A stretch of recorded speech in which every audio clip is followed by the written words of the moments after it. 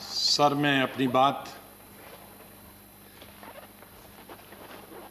सिर्फ दो मुद्दों पर रखूंगा, किसान और जम्मू कश्मीर। सर, जो गतिरोध बना हुआ किसानों का और सरकार के बीच, ये पहली दफा नहीं हुआ।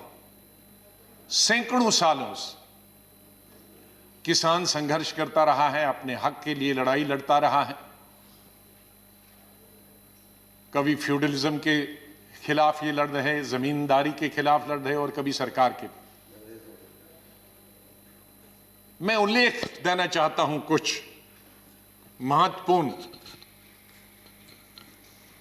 उन एजिटेशंस जो आखिर में सरकार को अंग्रेजों के जमाने में झुकना पड़ा। मैं कई दिन से पढ़ रहा था किसानों के आंदोलन के बारे, और विशेष रूप से अंग्रेजों के शासन। तो नतीजा आंदोलन का यह हुआ कि सरकार को झुकना पड़ा, विड्रॉ करना। और मैं इस नतीजे पे पहुंचा हूं कि किसानों की ताकत हिंदुस्तान में सबसे बड़ी ताकत, और किसानों से लड़ाई करके हम किसी नतीजे पे पहुंचे नहीं और न पहुंच सकते। अगर आपकी अनुमति हो तो कुछ हिस्ट्री के पन्ने मैं यहां आपके सामने रखता हूं।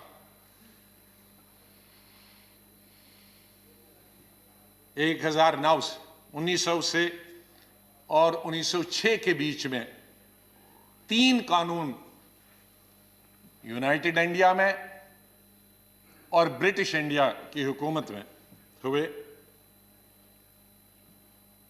वो है पंजाब लैंड कॉलोनियल एक्ट 1900, दूसरा दोआबबारी एक्ट 1906, द कॉलोनियल एक्ट 1906। ये 3 कानून के खिलाफ, ये 3 कानूनों में क्या था? इसकी जमीन की मालिक ब्रिटिश सरकार होगी और मालिकाना हक से उनको वंचित रखा जाएगा। किसानों को, उन्हें बिल्डिंग बनाने की, घर बनाने की और पेड़ काटने की अपनी जमीन पे कोई हक नहीं होगा। और जो बड़ा बेटा होगा परिवार का, अगर वो एडल्ट नहीं होगा, अगर वो बालिग नहीं होगा और मर गया, तो ये जमीन छोटे भाई को जो बालिग नहीं है उसको नहीं ट्रांसफर होगी, जमीन गवर्नमेंट की होगी। इस पर बवाल मच गया और इस पर एजिटेशन 1907 में हुई। और इस एजिटेशन का संचालन कौन कर रहे थे? अजीत सिंह, सरदार अजीत सिंह, बड़े भाई भगत सिंह जी के, किशन सिंह जी भगत जी के पिताजी, घसीटा राम जी, सूफी अंबा प्रसाद जी। और प्रोटेस्ट पूरे पंजाब में हुए। और उस वक्त बांकेलाल जो जंग के एडिटर थे, उन्होंने पगड़ी संभाल जट्टा पगड़ी संभाल वे का एक गीत बनाया, जो उस वक्त का सबसे बड़ा मशहूर और क्रांतिकारी गीत बना। मैं उसमें से कुछ क्षण यहां आपको बताना चाहता हूं। पगड़ी संभाल जट्टा पगड़ी संभाल, तेरा लुट गया माल वे जट्टा पगड़ी संभाल, सारे जगदा पेट भरे तू, सारे जगदा पेट भरे तू, अन्नदाता कहलाए तू। उठ और उठ के खाक के जर्रे, खाक के जर्रे को कहता है, उठ और उठ के खाक के जर्रे एक सितारा बन जा तू, बुझा बुझा सा क्यों है दिल तेरा, एक अंगारा बन जा तू। ओ सदियों के ठहरे पानी बहती धारा बन जा तू, लुट गया माल तेरा, लुट गया माल वे पगड़ी संभाल जट्टा पगड़ी संभाल।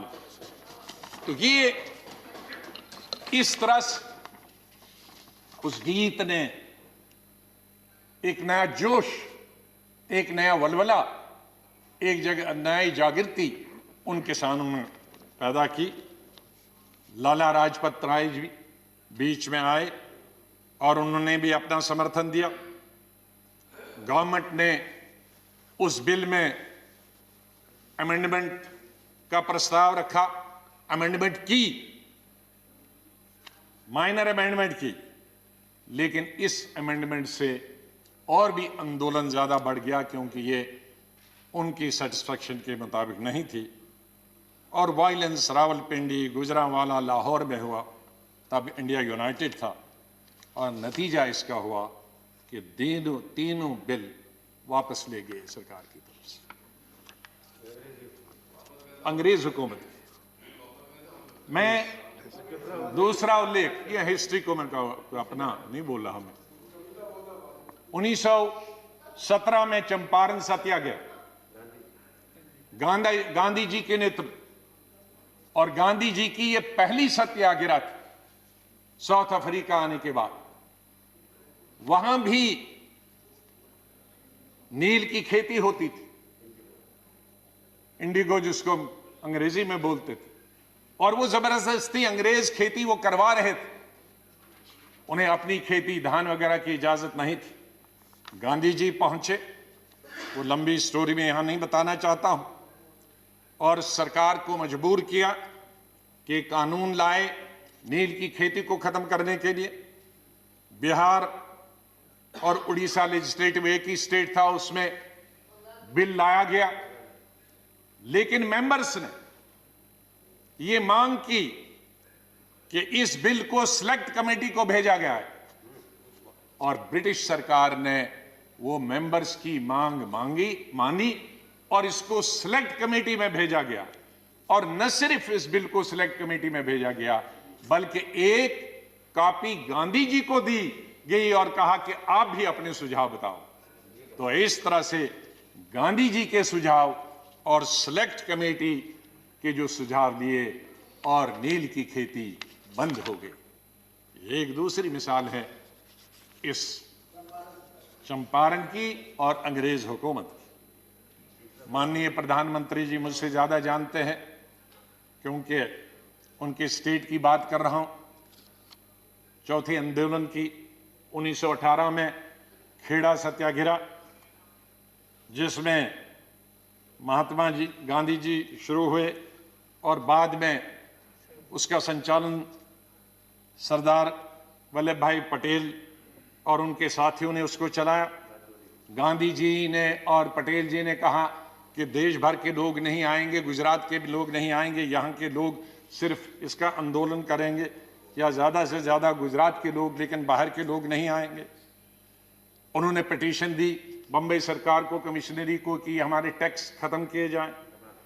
उन्होंने बंबई सरकार ने, जो उस वक्त की यूनाइटेड सरकार थी ब्रिटिश की, उन्होंने उनकी डिमांड को रद्द कर दिया और उनको वार्न किया गया कि अगर आप ये टैक्स नहीं देंगे आपकी जमीन जब्त की जाएगी, आपकी प्रॉपर्टी जब्त की जाएगी, आप जेल में जा सकते हैं। लेकिन रिवोल्ट इतना बढ़ा कि लोगों ने उसकी कोई परवाह नहीं की गई। प्रॉपर्टी उनकी ली गई, जमीन उनकी ली गई और जमीन सीज की गई, लोगों को अरेस्ट किया गया, लेकिन आंदोलन खत्म नहीं हुआ। और उसका नतीजा क्या हुआ? उस साल के लिए टैक्स माफ किए गए और जो बढ़ाए गए थे टैक्स सरकार ने, वो घटा लिए, और जो जमीन और घर सरकार ने लिए थे उनको वापस दे दिए। तो वापस किसानों की इसमें फिर से जीत हुई। मैं दूसरा सत्याग्रह की बात करता हूं, 5वें सत्याग्रह की बात करता हूं, बरदोली 1928। इसमें भी 1925 में गवर्नमेंट बंबई प्रेसिडेंसी ने टैक्स बढ़ाए किसानों के 22%। इतना कभी भी टैक्स नहीं बढ़ा था। और सरदार वल्लभ भाई पटेल जी ने गवर्नर बंबई को लिखा टैक्स कम करने के लिए, लेकिन गवर्नर ने वो रिजेक्ट कर दिया। उसके बाद नॉन पेमेंट की वजह से लोगों को तंग किया गया, उनकी प्रॉपर्टी, उनके जान माल की हिफाजत करना मुश्किल हो गया था और गवर्नमेंट ने ऑक्शन कर दी कई ज़मीनें और कई घर। लेकिन एक भी आदमी उस ऑक्शन के लिए नहीं आया। गवर्नमेंट ने तो ऑक्शन की, लेकिन ना ज़मीन लेने के लिए कोई आया, न घर लेने के लिए आया, न कैटल लेने के लिए आया। ये यूनिटी थी सरदार पटेल जी के नेतृत्व में। लेकिन रिजल्ट क्या हुआ कि 1928 में गुजरात में सबसे बड़ा सिविल ओबीडियंस हो गया सरदार पटेल जी के नेतृत्व में, और रिजल्ट ये हो गया कि गवर्नमेंट ने तमाम ज़मीनें वापस कर दी और जो 22% टैक्स लगा था, उसको लगान लगा था, उसको 6.03%, मतलब 6% किया 22% से। तो फिर किसानों की एक बार फिर जीत हो गई। तेलंगाना 1940 से 1950, और यहाँ जमींदारों और एक गरीब वॉशर वुमन के बीच में, जमींदारों ने जिनके पास सारी ज़मीनें थे, उन्होंने हड़प की एक वॉशर वुमन की ज़मीन। लेकिन आंदोलन शुरू हुआ, इतना आंदोलन बढ़ा कि जो ज़मींदारों की अपनी ज़मीन भी थी वो भी लोगों ने वापस ले ली। ये इस तरह के आंदोलन हमारे इतिहास में हुए हैं और ताकत हमेशा वहाँ उनके सामने सर झुकाना पड़ा। मैं एक अभी हाल की 32-33 साल पुरानी की बात जिसमें मैं पार्टी रहा डिसीजन, अक्टूबर 1988 में कांग्रेस पार्टी एक रैली करना चाहती थी बोट क्लब में। उन दिनों बोट क्लब में पब्लिक मीटिंग करने की इजाजत, राजीव गांधी जी प्रधानमंत्री थे, मैं संगठन का जनरल सेक्रेटरी था, कई राज्यों का, यूपी का इंचार्ज, पंजाब हरियाणा का इंचार्ज था और रैली का इंचार्ज था। हमने तकरीबन 5 लाख रैली पूरे देश की, बल्कि 10 लाख के लिए पूरी ट्रेनें लगाई थी पूरी देश भर से। मुझे सब्जेक्ट मालूम नहीं है क्यों की थी हमने, लेकिन रैली की, क्योंकि रैली का इंचार्ज था।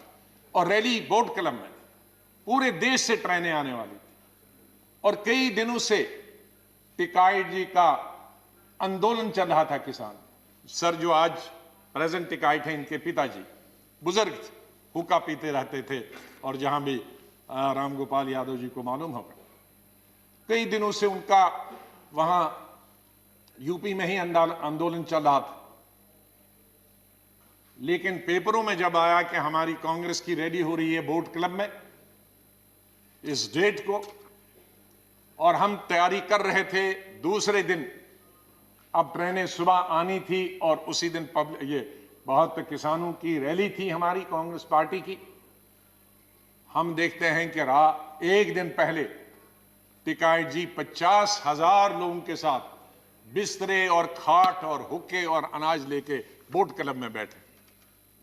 अचानक हमें we were taken by surprise. अब एक दिन था बीच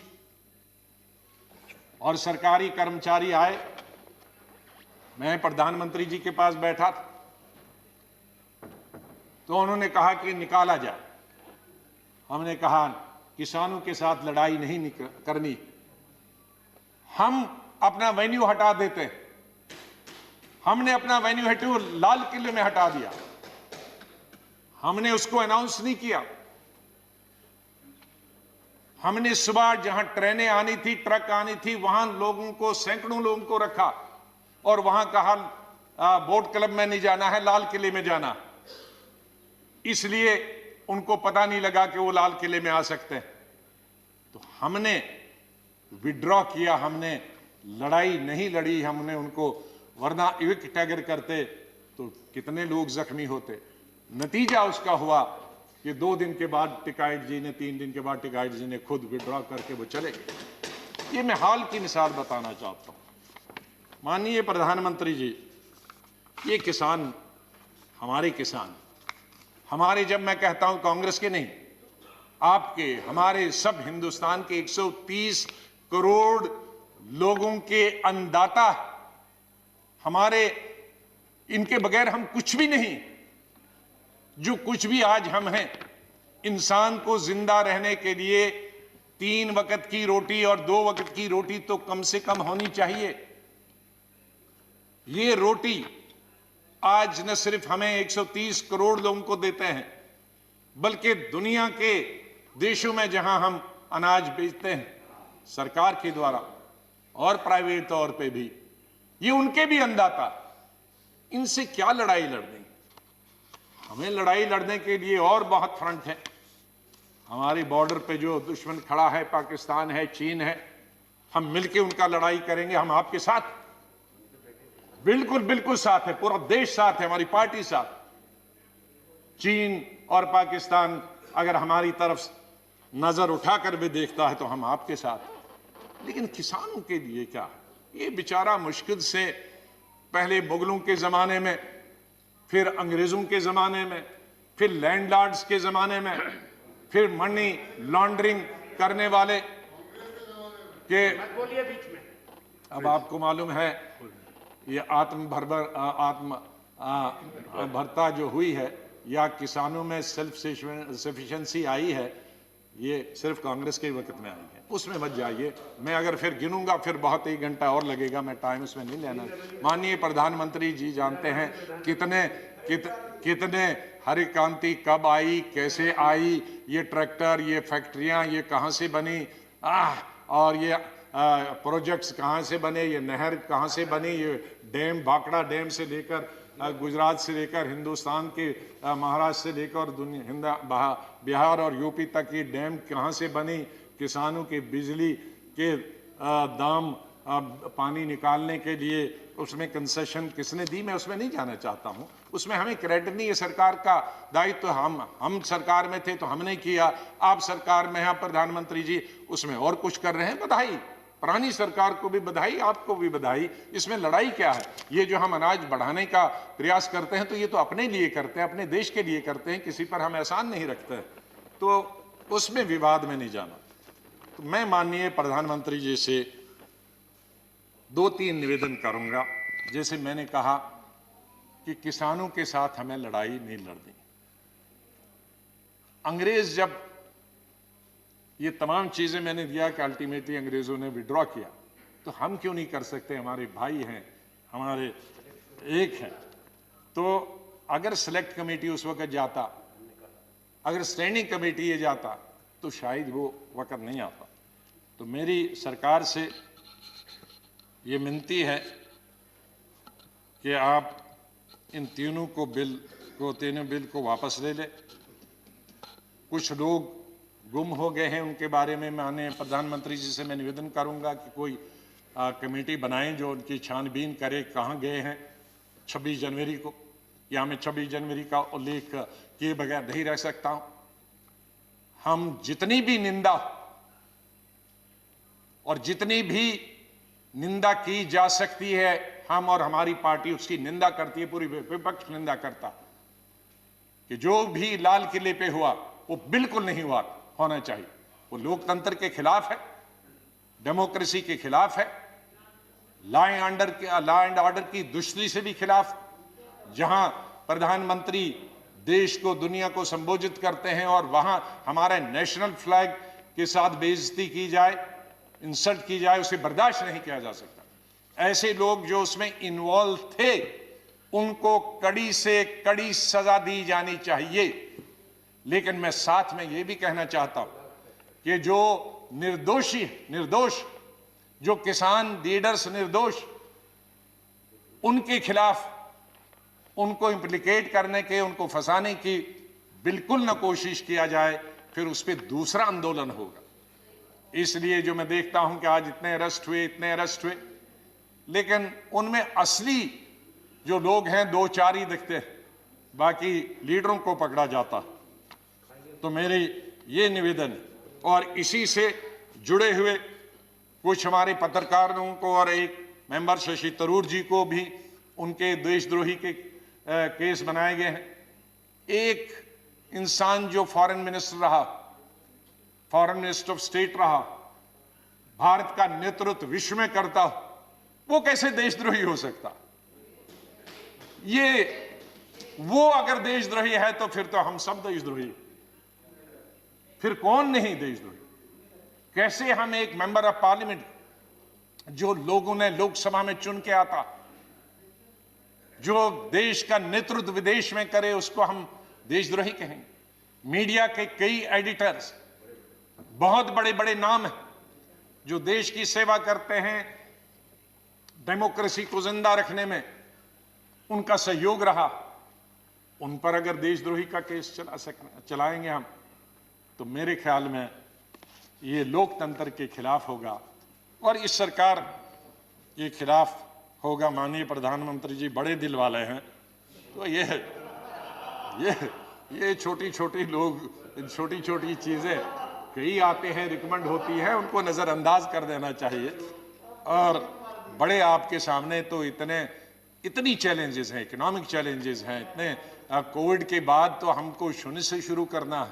आपके पास इतने बड़े बड़े मसले हैं हल करने के लिए। ये सरकार और माननीय प्रधानमंत्री जी अगर उनकी तरफ ध्यान दे तो बहुत अच्छा है और मुझे पूरा विश्वास है कि सरकार प्रेस्टीज न बनाए इन बिल को वापस लेने के लिए, इन तीनों बिल को वापस ले, और ताकि और अगर माननीय प्रधानमंत्री जी के खुद ऐलान से ये हो जाए तो बहुत बड़ी बात होगी, बहुत बड़ा समाधान निकला। मैं निवेदन करूंगा माननीय प्रधानमंत्री।